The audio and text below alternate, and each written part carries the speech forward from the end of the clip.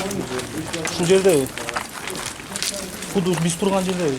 8.000 сом акча бербесең мени зордуктады деген арыз менен милицияга кайрылам.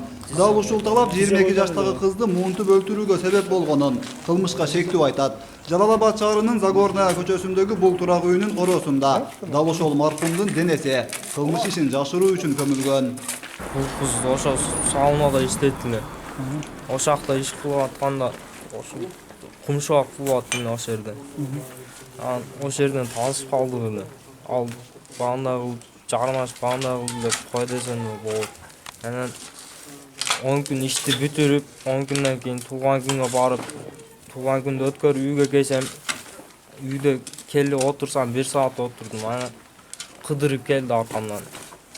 Кыдырып келип, "Жо 8.000 акча бересиң" деди. "Жо болсо изнасилование кылып жазып берем" деди. Мас эле. Кутуда тура албайт эле. Кылмышка шектүү жаранда Жалал Абад шаарынын тургуну 18 жашта, үй бүлөлүү. Оперативдик тасмада окуя кандайча жүз бергенин айтып берген жаран кызды этиятсыздыктын арты менен өлтүрүп алганын билдирүүдө. Жакшы эле сүйлөшөлү сурамыз деп, анда кылды, өз боюнан болсом өз туруп берип алды. Мен 15 мүнөт болуп турдум эле өлүп калдым. Колуң менен бууп турдум же жип менен же Колум менен. Колуң менен бууп турдум.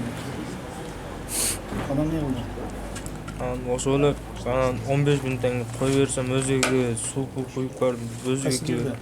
Түнкү саат 1 чамасында мас абалында келген кыздын денеси көмүлгөн жеринен казылып алынып, тийиштүү иликтөөлөрдү жүргүзүү үчүн соттук медициналык экспертизага жиберилген. Ал эми бул окуя тууралуу ыкчам маалымат алган тарап териштирүү иштерин жүргүзүүгө киришти.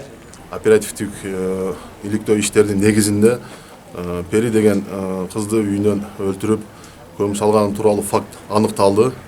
Ошол боюнча азыр ыкчам тергөө амалдары жүрүүдө.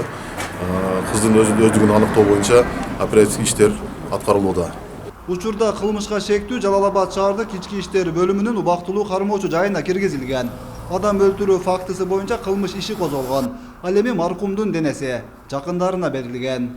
Аталган факт боюнча Жалал Абад облустук ички иштер башкармалыгынын тергөө кызматы тарабынан Кыргыз Республикасынын кылмыш жаза кодексинин 97-беренеси менен кылмыш козголуп, ал эми кылмышка шектүү жаран азыркы учурда Жалал Абад шаардык ички иштер бөлүмүнүн убактылуу кармоочу жайына киргизилди.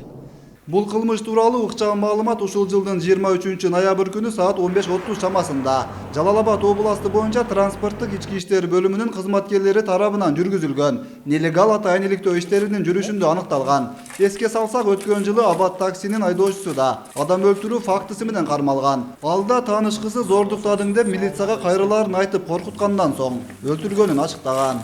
Өткүрбек Рахманов, Замирбек Тойчубаев, 7 канал.